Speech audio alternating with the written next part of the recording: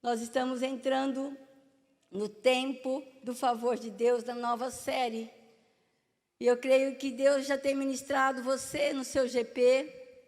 E é um tempo mesmo do favor de Deus. Você tem crido nisto? Amém? Amém. Nós vivemos tempos difíceis, mas nos tempos difíceis é que surgem as pessoas fortes. Eu estava me recordando de uma fala de um sheik árabe, que ele comentou, e é uma realidade. Ele falou que o avô dele andava com Mercedes, e ele também andava com uma Mercedes. Só que o filho dele anda com um Land Rover, e o neto dele também vai andar com uma Land Rover, mas o bisneto dele vai voltar como bisavô lá atrás, andando de camelo. E ele conclui, porque nos tempos difíceis surgem pessoas fortes. E eu creio nisto. Deus está levantando uma geração forte. Amém? Deus está levantando uma geração forte. Amém? Por mais que nós olhemos a nossa realidade, ontem nós estávamos comentando que privilégio, como igreja, que nós temos, os nossos adolescentes, os nossos jovens, vamos pensar nessa geração mais nova, os nossos adolescentes, os nossos teens, as nossas crianças, como eles têm se movido nesse tempo, e principalmente quando nós pensamos em tempos de crise, de pandemia, eles têm saído da mediocridade, eles têm vivido tempos incríveis, e nós sabemos disto. Quantos, então, nesse tempo de dificuldade no mundo, têm se mesmado, têm se voltado para dentro, mas os nossos adolescentes, os nossos jovens, as nossas crianças, os nossos teens, gente, eles têm a oportunidade que muitos de nós não tiveram quando nós éramos da idade deles. Eles têm tempo de estarem aqui em família. Amanda estava falando sobre isso. Que privilégio é nós vivemos tudo isto. É um tempo de privilégios. E nós precisamos entender que este é o tempo do favor de Deus. E eu quero compartilhar esta palavra, iniciando esta série. Nós fomos tremendamente ministrados na parte da manhã, pastor Evaldo. Ele nos ministrou uma palavra tremenda. Depois da tarde, pastor Esther. E eu quero compartilhar sobre um outro foco, porque cada um, Deus fala de formas diferentes. E eu sei que há pessoas aqui que vão ouvir uma palavra específica, porque está aguardando essa palavra de Deus, essa porção para cada um de nós. Eu quero começar com um texto lá em Provérbios 4, versículos 3 e 4, que fala sobre esse tempo do favor de Deus. O texto diz que o amor e a fidelidade jamais o abandonem. É um pedido quase, é um clamor. Prenda-o ao redor do seu pescoço, escreva-os na tábua do seu coração. Então você terá o favor de Deus e dos homens. Sabe, Deus age na fidelidade. E esta noite eu queria compartilhar com você sobre o tema específico, que é sobre a provisão de Deus. Eu estava me recordando de Elias, um homem, um profeta, e conforme Tiago, o autor da carta de Tiago ali, ele fala justamente sobre essas questões, que Elias era gente como nós, era uma pessoa comum, e ele orou, e Deus derramou o favor dele sobre Elias, e vai derramar sobre cada um de nós, sobre eu e sobre você, amém? Deus, ele vai derramar este favor, ele tem todo interesse em derramar. E é interessante que Elias foi o maior dos profetas. Ele viveu entre 850 a 900 anos antes de Cristo, num tempo muito difícil, e um tempo em que ele foi muito perseguido por amar a Deus, por conhecer a Deus. E é interessante que ele, nesse tempo, ele fez a diferença. Sabe, ele estava ali, naquela região, ele viveu, foi um profeta que profetizou na região norte da Palestina, vamos pensar hoje, mas em Israel, Judá Sul, norte de Israel. E Elias, ele foi esse profeta que falou aquelas pessoas onde o rei Acabe, talvez o pior rei de Israel, um rei que deixou Deus, ele abandonou o Senhor, abandonou a adoração ao verdadeiro Deus, porque ele se casou com Jezabel, uma mulher que era fenícia, que era pagã, e esta mulher, ela trouxe para Israel os seus ídolos e principalmente o deus Baal. Baal era um deus que representava a fertilidade e Senhor, né? Olha, Senhor da chuva e das tempestades. E Jezabel, ela levantou postes ídolos, ela levantou profetas de Baal. E nós sabemos dentro do contexto como isso trouxe desgraça para a nação de Israel, quanto sofrimento. Mas Elias era um homem de Deus, era uma pessoa que não se contentou com aquele tempo, com tudo que estava acontecendo. E por isso, ele então, se levantando contra essa situação, ele foi muito perseguido. Ele foi muito perseguido. A própria Jezabel queria matá-lo pessoalmente. Ela queria de todo jeito que Elias fosse morto. E Deus, então, nesse tempo difícil, Ele traz o seu favor sobre a vida do profeta Elias. É interessante que eu quero ler o texto com você, que ele desafia Jezabel. E então, na obediência de Elias, Deus traz a provisão. Então, é um texto, eu creio que vai estar passando ali, que você vai me acompanhar. E é um texto que eu quero ler, alguns versículos. Você depois pode completar lendo todo o texto na sua casa. O texto diz que Elias, que era de Tisbé, em Gileade, disse ao rei Acabe: tão certo como vive o Senhor, o Deus de Israel, a quem sirvo, não haverá orvalho nem chuva durante os próximos anos, até que eu ordene. Então o Senhor disse a Elias: vai para o leste e esconda-se junto ao riacho de Querite, que fica a leste do rio Jordão. Beba a água do riacho, e como que os corvos lhe trouxerem, pois eu dei ordem para levarem, para levar alimento até você. Elias fez o que o Senhor ordenou e acampou junto ao riacho de Queriate, a leste do Jordão. Os corvos lhe traziam pão e carne de manhã e à tarde, e ele bebia a água do riacho. Depois de algum tempo, porém, o riacho secou, pois não caía chuva em parte alguma da terra. Então o Senhor disse a Elias: vai morar em Sarepta, perto da cidade de Sidom. Dei ordem a uma viúva que mora ali para lhe dar alimento. Elias foi a Sarepta. Quando chegou ao portão da cidade, viu uma viúva apanhando gravetos e lhe perguntou: pode me dar um pouco de água para beber, por favor? Enquanto ela ia buscar a água, ele disse: traga também um pedaço de pão. Mas ela respondeu: tão certo como vive o Senhor, seu Deus, não tenho um pedaço sequer de pão em casa. Tenho apenas um punhado de farinha que restou numa vasilha e um pouco de azeite no fundo do jarro.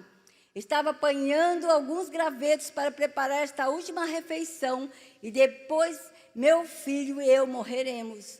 Elias, porém, disse: não tenha medo, faça o que acabou de dizer, mas primeiro faça um pouco de pão para mim.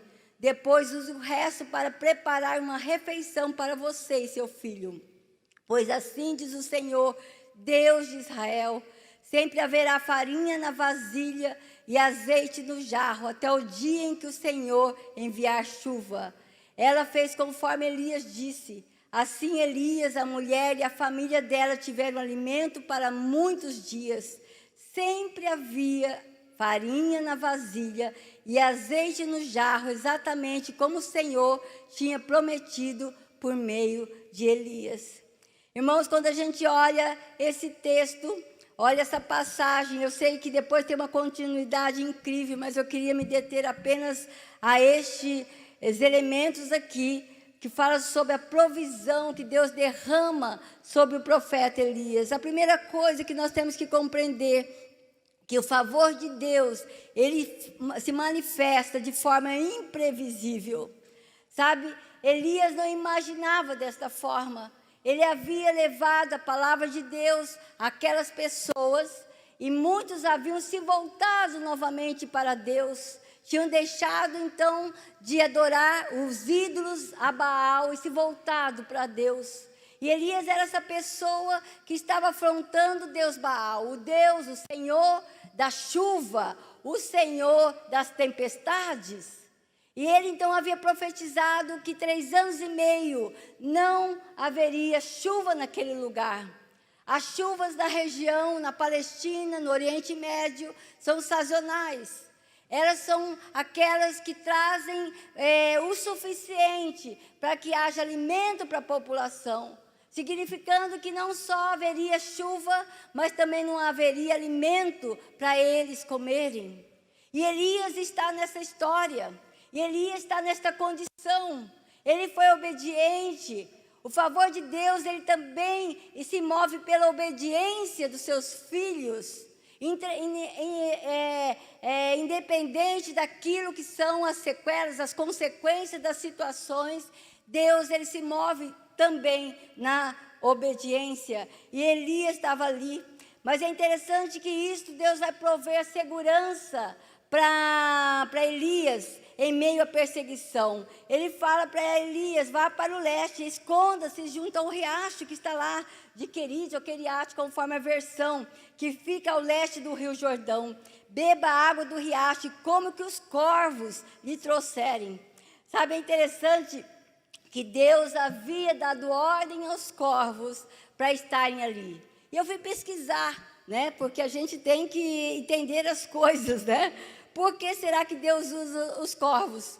Coisa que é imprevisível. Eu não imaginaria os corvos vindo trazendo alimento para nós. Mas Deus, ele se move desta forma imprevisível. E é interessante que quando eu estava pesquisando, e você sabe que os corvos, para o judeu, é uma ave impura, e jamais um judeu teria contato com os corvos. Mas Deus é assim.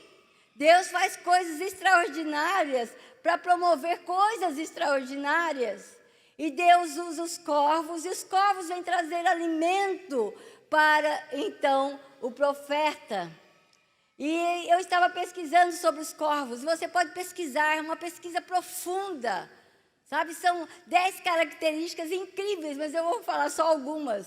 Você sabia que os corvos estão entre os 6 animais mais inteligentes? Olha, quem sabia disto? Ninguém, só eu que soube agora. Agora todos vocês sabem. Os corvos, gente, eles são brincalhões. E eles falam, eles conversam, eles têm interação mais do que um papagaio. Então Deus não fez por acaso. Eu tenho a impressão que Elias tinha uma tendência à depressão, nós sabemos disso. Depois ele vai se esconder numa caverna e Deus vai falar: vou mandar uns corvos ali para animar um pouquinho o Elias nesse tempo. E ele ficou, talvez ali, os estudiosos falam, talvez 6 meses ele ficou naquele lugar. Então, os corvos, eles têm algumas características que se cumpriu naquilo que é a vontade de Deus para a vida do Elias. Sabe, muitas vezes Deus usa corvos nas nossas vidas. Olhe para o seu irmão do lado e fala: você pode ser um corvo na minha vida. Né? Essas coisas, né? E uma das coisas também é que os corvos, eles têm boa memória. Talvez melhor que a nossa. Gente, eles por 3 anos, um corvo, ele lembra das coisas. Ele lembra das coisas, então ele se lembrava de que deveria buscar o alimento e trazer para Elias. Deus poderia usar uma mula.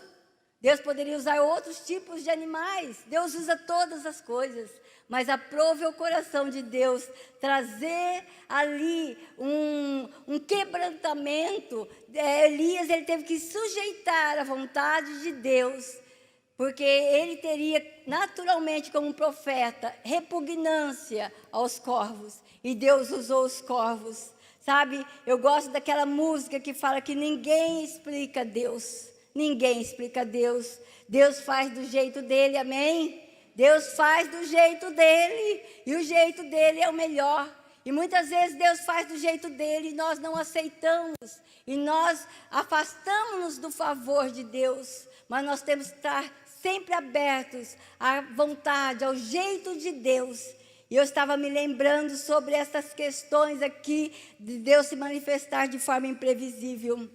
Eu me lembro que Deus, se você olhar nos evangelhos, Deus alimenta milhares de pessoas apenas com um lanchinho que foi entregue a Ele.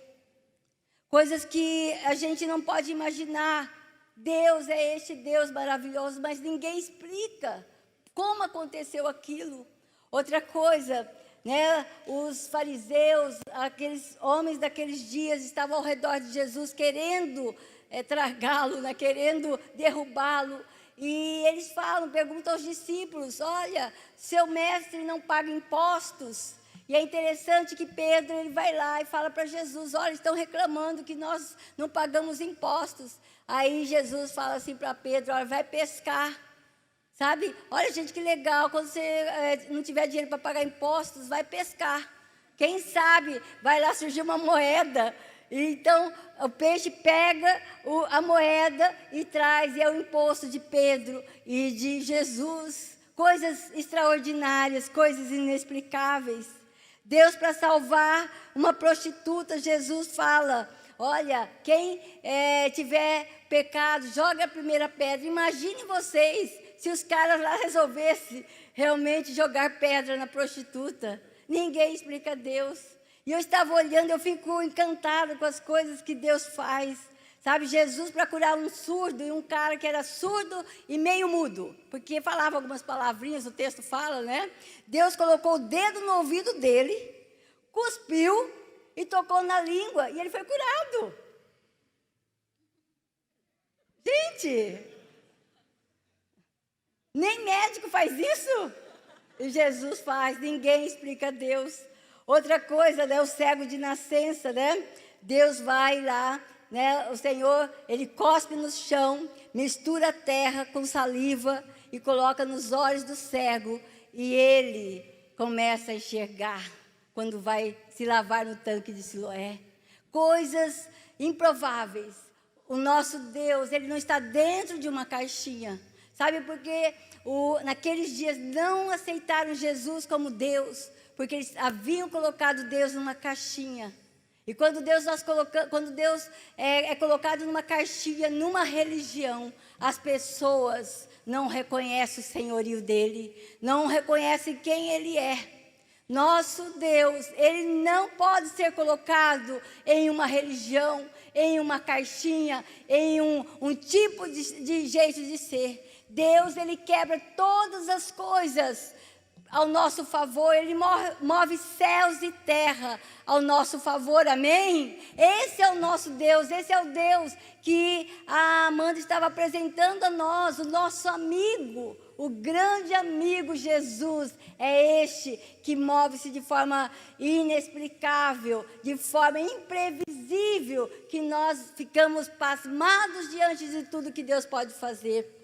Eu estava preparando essa palavra, eu me lembrei de uma história, porque tem muito a ver conosco, brasileiros, né? E conta a história que um grupo de pessoas estavam no SUS, ali aguardando o médico, e o médico de plantão não apareceu. E Jesus estava olhando toda aquela cena, e com muita dó de nós brasileiros do SUS, Ele resolve intervir. E Jesus vem, Ele vai até aquele hospital ali do SUS, Ele pega um jaleco e Ele entra como médico. Quando Ele está passando onde estão os doentes ali, as pessoas já começam a olhar, olha, é doutor novo, é médico novo, né?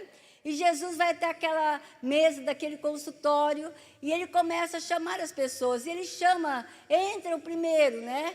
E entrou ali um paralítico. E ele entrou na sua cadeira de roda para ser consultado. E quando ele se apresentou em Jesus, Jesus apenas falou para ele, levanta e anda. E aquele paralítico então levantou e andou, e olhou assim e foi embora. Aí quando ele voltou e passou novamente com aqueles doentes, os doentes perguntaram, e aí, como é o doutor novo? Ah, igualzinho os outros. nem olhou para mim, não receitou nada, já me mandou embora para casa. Sabe, muitas vezes o favor de Deus está sendo derramado sobre nós e nós estamos reclamando. Nós temos que estar abertos ao novo de Deus, abertos a tudo aquilo que Deus quer fazer na nossa vida todos os dias, gente. Você tem sido visitado pelo Senhor todos os dias? Amém? Deus, Ele está ao nosso lado todos os dias. Ele falou para nós, é a promessa dEle sobre nós. E nós temos que ter essa confiança. Mas Deus não é só é imprevisível, mas Ele se manifesta através do que é improvável. É interessante que Deus provê cuidado para a vida de Elias. Ele vai falar, olha, vai morar em Sarepta, perto da cidade de Sidom. Um lugar que os judeus não gostam de estar. Nós tivemos, eu e o pastor Evaldo, alguns anos atrás, nesta cidade. É uma cidade, Sidom, que para o judeu aquilo lá é uma cidade penitente, é uma cidade perversa. E é interessante que Deus, Ele cuida de Elias de uma forma estranha. Ele manda corvos para alimentar Elias. Agora Ele usa uma pessoa improvável para poder cuidar de Elias. Sabe qual que era a viúva de Sarepta? Ela era uma fenícia, igual a Jezabel. Justamente de onde veio Jezabel, a inimiga que estava querendo matar Elias, Deus faz com que ele vá para aquele lugar de onde ela veio e é cuidado por uma viúva. Sabe, é estranho, para nós é quase como inadmissível algumas coisas, mas nós sabemos que Deus faz que Elias seja cuidado por esta viúva. Uma viúva com certeza pobre, ela mesma fala, olha, eu não tenho alimento, nós vamos comer só esse resto, esse pão que eu vou fazer aqui, eu e meu filho, nós vamos morrer de fome. Ela estava realmente ciente da situação, mas é interessante porque ela reconhece em Elias. Elias era um homem de Deus, mesmo ela sendo uma fenícia, mesmo ela sendo uma mulher pagã, que naturalmente não reconheceria isto, mas ela reconhece em Elias aquele que é o cara, aquele que realmente estava trazendo algo para aquele lugar. E sabe, ela se sujeita àquela situação, e nós sabemos a história. Ela alimenta o profeta Elias por um bom tempo, e quando ele fica naquele lugar. É interessante como Deus usa as coisas loucas deste mundo para confundir os sábios. Tantas coisas, tantas pessoas improváveis. Às vezes é um amigo seu, às vezes é um vizinho, às vezes é alguém do trabalho que fala uma palavra para você, num momento tão difícil, um momento crucial da sua vida. É Deus usando improváveis. Aquelas pessoas que você mal espera, que tragam uma palavra de bênção para você. Aquelas pessoas que você até repudia, mas ela traz, porque Deus, Ele ordena a bênção, e a bênção chega até nós, amém? É assim que Deus se move, através das coisas improváveis e das coisas imprevisíveis. Deus se manifestando desta forma, de uma forma grandiosa. Eu estava me lembrando, anos atrás, eu estou falando de mais de 30 anos, no primeiro ministério nosso. Eu, pastor Evaldo, nós saímos de São Paulo, capital, e fomos para o interior do Paraná, uma cidadezinha de 3.000 habitantes, né? E ali a gente contava até as galinhas para completar os 3.000. Era muito pequena a cidade. E eu lembro que foi um tempo muito difícil. O pastor Evaldo havia sido convidado para ser um pastor de uma grande igreja lá em São Paulo, de uma igreja que seria, entre aspas, dos sonhos de muitas pessoas. Mas nós optamos por ouvir a voz de Deus, e Deus nos levou para aquele lugar. Então, nós saímos de uma condição boa, nós trabalhávamos, nós tínhamos uma condição boa em São Paulo, e fomos para esse lugar, essa igreja muito pobre, onde ela mal podia pagar o nosso salário. Mas, sabe, foi um tempo tão precioso, o tempo que Deus forjou em nós a nossa fé, nosso caráter, nosso ministério. Muitas coisas que hoje nós colhemos foi fruto de perseverança. E nós ficamos naquele lugar, e eu me lembro que um tempo, era no primeiro ano, nós só tínhamos a Ana Carolina, minha filha mais velha, eu estava grávida da Esther, e a Aninha tinha 4 anos naqueles dias, e quando nós percebemos, a comida em casa tinha se acabado, e olha que eu orava para multiplicar, mas tinha se acabado. E eu me lembro que a mesa, a Aninha falou assim, olha, e nós sentamos à mesa e nós resolvemos praticar a fé. Sabe, é uma coisa muito interessante, né? Porque às vezes a gente esquece de praticar a fé. E nós estávamos à mesa e nós resolvemos orar a Deus e começamos a agradecer a Deus pelo alimento. E a Aninha olhou e falou, mas que alimento? Cadê a minha comida? Né? Criança, né? Ela queria a comida dela, né? E quando nós terminamos ali de orar, e a Aninha estava falando isso, alguém bateu a nossa porta. E eu lembro que era o seu José. O irmão José, ele trabalhava em um sítio, morava em um sítio. Era uma pessoa, talvez a mais simples, a mais pobre da nossa igreja, daquele local. E ali ele trouxe muitos alimentos para nós. E ele trouxe caixas de alimentos, ele havia colhido abóbora, havia colhido, né, tantas coisas, né?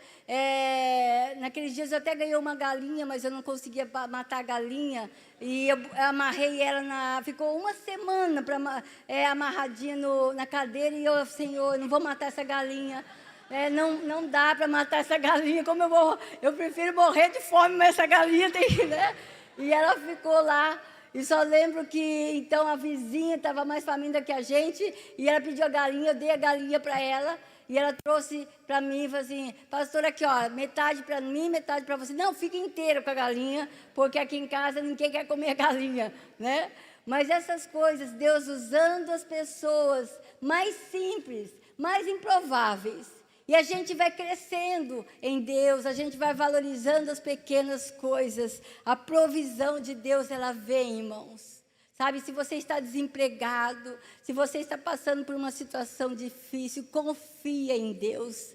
Sabe, naquele tempo, pastor Evaldo, ele fez uma horta em casa, que dava para a cidade inteira. As pessoas iam em casa pegar, porque ele nunca havia plantado, e quando eu vi, ele semeou tudo. Né? E saía um alface comendo o outro para o lugar, porque era tanto alface naquele lugar. Mas nós ficamos quase 7 meses sem comer carne, sabe? Por isso que hoje o jejum de Daniel para nós é uma bênção. Depois eu vou dar as receitas legais para vocês, já estão pedindo para mim, gente, sem carne. Sabe, é maravilhoso, a gente aprende, e Deus, ele vai fazendo essas coisas, e a gente vai crescendo nele. Mas não só imprevisível, não só improvável, mas Deus também se manifesta por meio de promessas, amém? Deus provê fé em meio às dificuldades, em meio às coisas mais difíceis. Sabe, Elias se movia em fé. É interessante que se fosse um cara sem fé, com certeza, né, falaria, ó Deus, você está de brincadeira comigo, né? Corvos, e agora uma viúva dessa, né? A gente tem muito disso. A gente não acredita em algumas coisas, mas Deus, Ele quer que nós cresçamos em fé. O texto diz que o Senhor disse para ele, né? Sempre haverá farinha na vasilha e azeite no jarro, até o dia em que o Senhor enviar chuva. Era promessa. E Elias confiou nessa promessa de Deus. Sabe, eu gosto de Lamentações que fala, o Senhor é bom para com aqueles cuja esperança está nele, para com aqueles que o buscam, e é bom esperar. Como? Não tem o texto ali? Meu, estou falando, é bom esperar tranquilo. Gente, fala tranquilo. É bom esperar tranquilo. Por isso nós não devemos andar ansiosos por coisa alguma. A ansiedade nos tira a paz. A ansiedade, ela nos tira o prazer da vida. A ansiedade nos faz cegos. Nós não conseguimos ver aquilo que Deus tem para nós como promessa. A gente até acredita que é para o outro, mas para nós não. Mas Deus tem promessas para cada um que está aqui.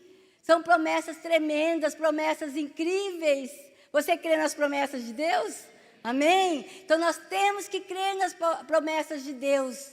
Então nosso coração tem que ficar tranquilo. Elias vivia um tempo difícil, gente. Ele estava sendo perseguido. Há muitos pastores, muitos líderes, muitas pessoas sérias no nosso Brasil hoje que estão sendo perseguidos como Elias foi, porque amam o Senhor, porque amam Deus. Então nós temos que cuidar, nós temos que esperar tranquilos, porque Deus tem para nós as promessas, e elas serão cumpridas todas as promessas, porque Deus não se frustra naquilo que Ele já planejou para as nossas vidas, amém? Claro que nós temos que entender o primeiro texto, nós temos que nos mover em fidelidade, em obediência a Deus, e todas as coisas serão acrescidas. E por fim, eu quero concluir, o favor de Deus se manifesta com abundância. Sabe, Deus proveu o suficiente. Pastor Esther estava falando, pregando o texto à tarde, o texto quando o povo sai do Egito, e no deserto, eles experimentam do maná. E é interessante que Deus, Ele não deixava que as pessoas guardassem o maná para o outro dia. Quando o maná era colocado para o outro dia, ele apodrecia. Porque Deus queria justamente falar, olha, hoje é o suficiente que eu estou dando a você. Eu estou cumprindo com a minha palavra. Sabe, irmãos, eu não estou aqui pregando ou fazendo disso uma doutrina. Não, você não pode ter poupança, você não pode ter um dinheiro guardado, uma segurança, não. Mas é a confiança do nosso coração. Deus testa o nosso coração, Ele sonda os nossos corações e Ele vê se há alguma coisa, alguma intenção que vai contra aquilo que Ele quer fazer e prover para nós. Se nós estamos confiando mais num governo, se nós estamos confiando mais em um banco, se nós estamos confiando mais em um trabalho, nós estamos falhando com o nosso Deus, sabe? E Deus não vai ser menos Deus, porque nós não confiamos nele, mas nós vamos ser menos felizes, menos pessoas sérias, se nós não confiarmos em Deus. Sabe, as coisas precisam ser colocadas no lugar certo. Então Deus, Ele é maravilhoso, porque Ele se manifesta em abundância. O texto fala aqui que Elias, a mulher e a família dela tiveram alimento para muitos dias. Sempre havia farinha na vasilha e azeite no jarro, por 3 anos e meio. 3 anos e meio. E o texto é maravilhoso porque ele vai prosseguir, ele vai ressuscitar o filho daquela mulher quando ele morre. Depois vem a chuva que Deus manda, depois dessas profecias que Deus havia dado na boca do profeta, tantas coisas. Mas aqui a promessa não vai faltar. Sabe, é interessante que fala em Filipenses que o meu Deus, segundo a sua riqueza em glória, há de suprir em Cristo Jesus tudo aquilo de que vocês precisam. Amém? Tudo aquilo que vocês precisam. Mas o problema nosso, nos nossos dias, é que muitas vezes nós estamos querendo muito mais do que nós precisamos. Sabe, nós temos que descansar o nosso coração. Nós temos que nos acalmar, ficarmos tranquilos, porque daquilo que nós precisamos não vai faltar. Pastor Evaldo estava compartilhando, é uma realidade. O texto bíblico fala, Jó fala, que ele nunca havia visto alguém mendigar o pão, um justo mendigar o pão. Sabe, nós também, na nossa realidade, nós não vemos isto. Deus, Ele supre todos nós, amém? Talvez você não vai querer aquilo lá que você já está pensando, não. Esqueça. Tá? Sabe aqueles desejos do seu coração? Não, coloque-se em Deus e Ele vai suprir. E eu quero só lembrar o texto de Mateus 15, quando então Jesus multiplica, a segunda multiplicação dos pães. O texto fala assim, olha, porque lembram lá, fazia 3 dias que o povo estava com Jesus e sem comer, estavam com fome. E os discípulos disseram para Jesus: onde poderíamos encontrar neste lugar deserto pão suficiente para alimentar tanta gente? Sabe, os discípulos, como nós, quantas vezes perguntamos para Jesus: Jesus, onde nós podemos encontrar o suficiente? Onde nós podemos encontrar? Será que nós podemos encontrar no banco? Podemos encontrar com os nossos amigos, no meu trabalho? E Jesus fala: não, eu estou aqui para dar a vocês o suficiente, a alimentar, multiplicar aquilo que você nem imagina. Esta confiança, essas promessas de Deus sobre nós são incríveis, e Deus faz com que nós nos movamos mesmo, compreendendo tudo isso. Sabe, eu quero concluir, e isso é óbvio, a palavra de Deus fala que o favor de Deus está sobre cada um de nós, sobre cada um de nós. E é interessante que Ele traz segurança para você.